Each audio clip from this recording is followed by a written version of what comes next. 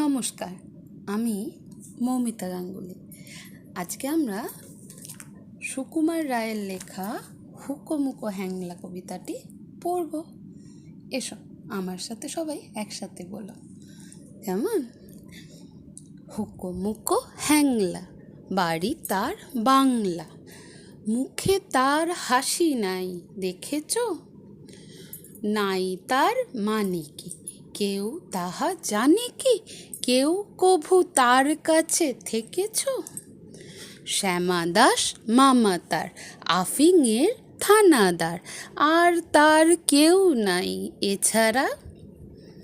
তাই বুঝি একাশে মুখখানা ফ্যাকাশে বসে আছে কাঁদো কাঁদো বেচারা।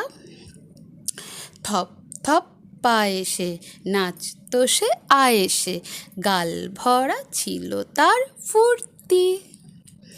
গাইতো সে সারাদিন সারে গামা টিম টিম, আহ্লাদে গদ গদ মূর্তি।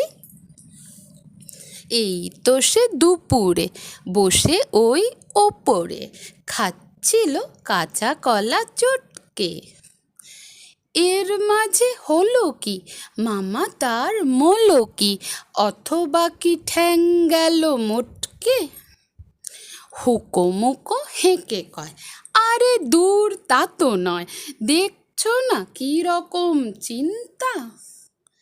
মাছিমারা ফোন দিয়ে যত ভাবি মন্দি, ভেবে ভেবে কেটে যায় দিনটা। বসে যদি ডাইনে লেখে মোর আইনে, এই ল্যাজে মাছি মারি ত্রস্ত। বামে যদি বসে তাও নহি আমি পিছ পাও, এই ল্যাজে আছে মোর অস্ত্র। যদি দেখি কোনো পাজি বসে ঠিক মাঝামাঝি, কি যে করি ভেবে নাহি পাই রে।